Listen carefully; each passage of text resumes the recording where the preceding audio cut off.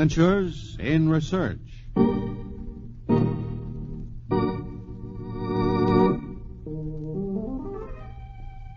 Science has performed some unusual experiments.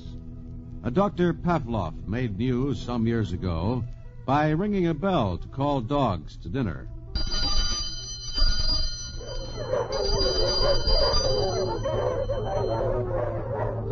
And soon he noticed the dogs developed a curious reflex.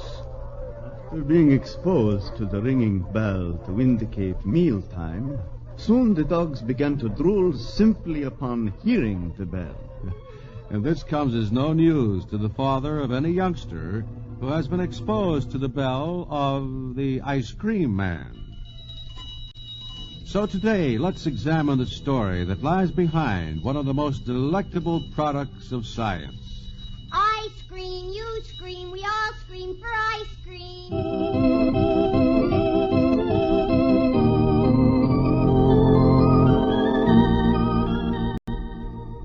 This is Paul Shannon bringing you another transcribed story of science, produced as a public service in cooperation with the Westinghouse Research Laboratories. And today telling you the story of ice cream. A story that should interest you whether you're young enough to recognize the sound of the ice cream man's bell or mature enough to remember the candy butcher who walked through the railroad cars shouting, "Ice cream! Get your ice cream here! Freeze your teeth and give your tongue a sleigh ride! Freeze your teeth and give your tongue a...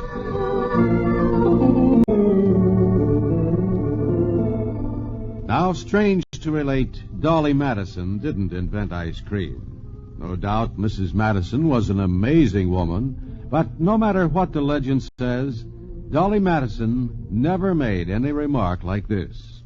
You know, James, for dinner tonight, I believe I will have something different. I think I will invent ice cream. No, ice cream was known long before Mrs. Madison brought her delightful presents to the White House. Considerable credit should be given to the Emperor Nero, some 1900 years ago. I understand, my dear Navarro, that the banquet tonight is to outdo anything that Nero has yet accomplished. No, indeed. Well, surely it will have to be sumptuous to banish from my memory the last state banquet I attended. Oh, 100 donkeys bearing grapes, roast pork crowned with a goblet and garnished with cheesecake, and hen's liver done to a turn. But the dinner tonight will be even greater. I hear the mighty emperor has a surprise in store. A surprise? But even Nero could not have a more richly laden table than before. Oh, the sweet memory of it. I was ill 3 times. I am beside myself with curiosity. What rich treat can Nero be planning? Well, one thing I know. He shall spare no expense to see his guests are rewarded. Until tonight, Principio.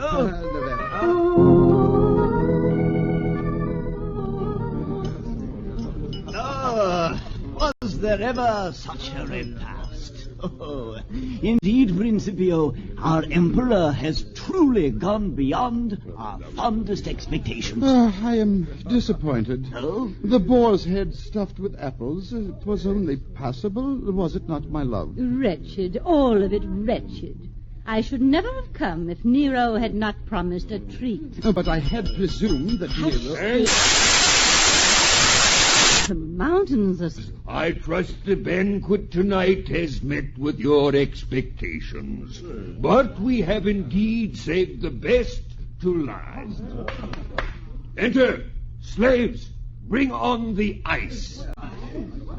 Ice? Did he say ice? Oh, indeed. But where did it come from? Well, it is ice, with some succulent sauce poured over it. Ooh, it is indeed ambrosia. Oh, a gift from the gods. What is that, Marius? But ice in Rome? How could he have done it? I have just heard Marius has whispered to me that the Emperor brought it from the mountains. But the mountains are such a distance. He kept a steady stream of slaves traveling back and forth with snow and ice to prepare the dish. Hail, Emperor Nero! Hail, Emperor!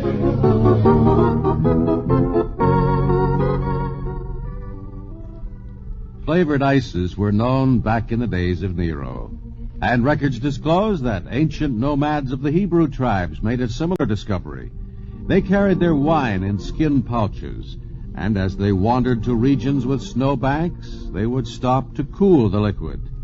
When left in the snow too long, the liquid would freeze. The result was an icy drink that they recorded as having a most pleasant taste. The next record of the ancestors of ice cream dates back to the 14th century, and a renowned Venetian traveler named Marco Polo. Yes, my friends. In Cathay, the noblemen served milk frozen. They proffered me the goblet. I tasted of it.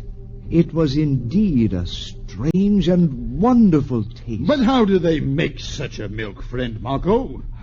Alas, I do not know. The mysterious secret they would not reveal. Frozen milk. Ah, Marco Polo, that is too much. Frozen milk. It is simple. Obviously, they simply freeze the cow.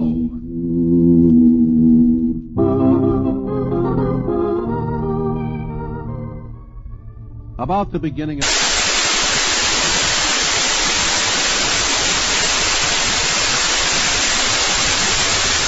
spread to France, and then to England, where Charles I honored the French chef who prepared it by giving him an income for life.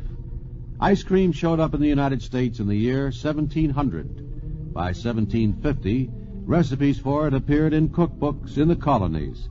And by 1774, the New York hostesses could say, "Oh, my dear, use no other caterer. Phineas Gadsden is the only one I would even think of. He makes ice cream."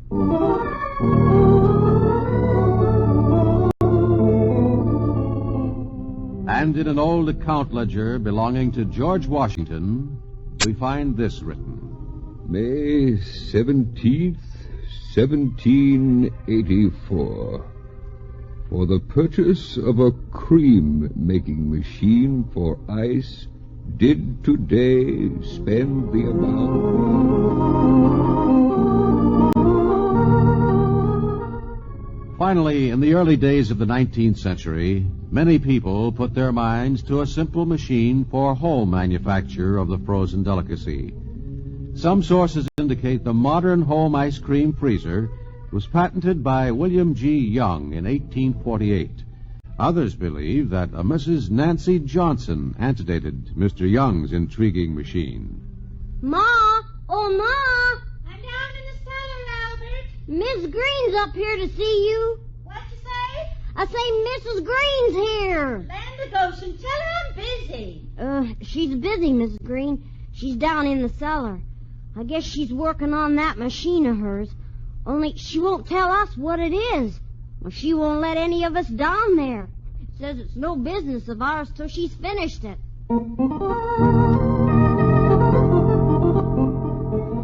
Mrs. Nancy Johnson did have a surprise in the cellar, a machine. And finally came the day for the great display of it. But golly, Ma, what's it do? Now you just keep your hands off, Albert. I'll show you in just a minute. Did you skim the cream off that pail of milk? Yeah, Ma. Put it right there on the bench. Well, now, Albert, you'll just see what I'm up to. I just put these paddles into this pail, see? But what's it good for, Ma? Now you just watch now. I pour in the cream and the sugar. And now then, I'll put this pail inside the wooden bucket here. Now what did I do with the snow? Snow? Albert, don't you be laughing at your ma. Here, pack that snow in around the bucket. Oh, it's cold. Yeah, that's right. Now pack it in hard now. There. Now you just start a cranking that handle on top. And before long, you know what we'll have? No, what? Ice cream, Albert. Genuine homemade ice cream. Now you get to work a cranking there. Ice cream? Gee, this ain't work at all.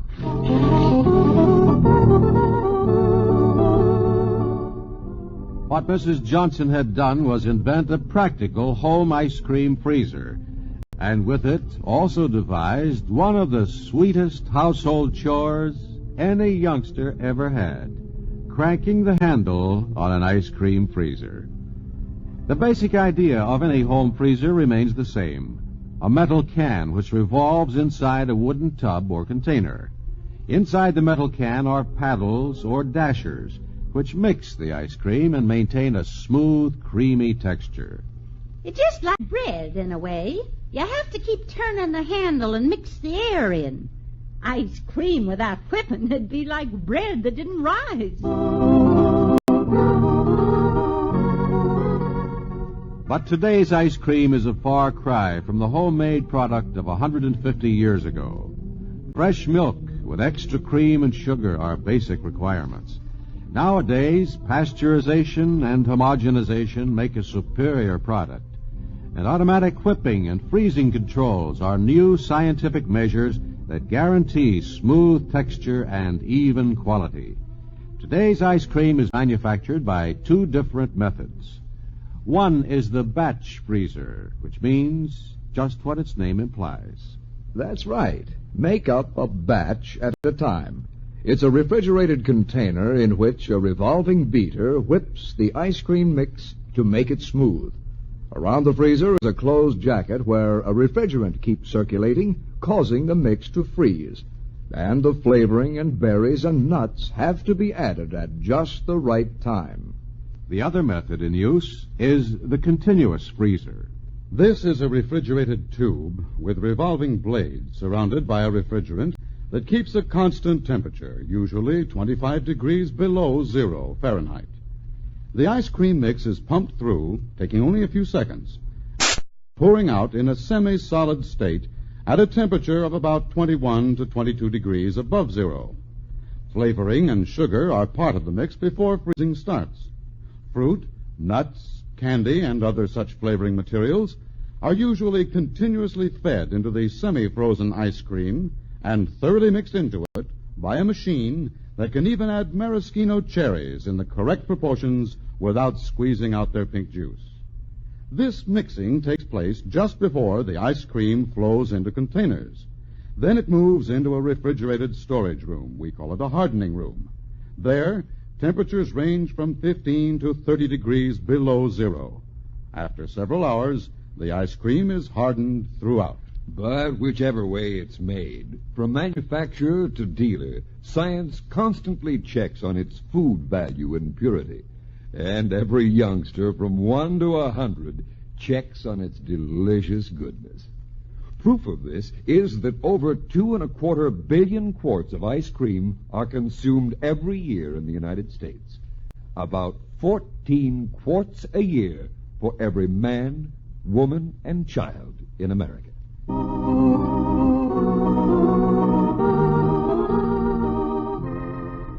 Yes, it's been a long road from frozen water to a super special chocolate sundae. And Nero, Marco Polo, George Washington, Dolly Madison, Nancy Johnson, and William Young have all had a hand in it over the years, helping bring to perfection one of America's and the world's favorite foods and greatest delicacies. I scream, you scream, we all scream for ice cream.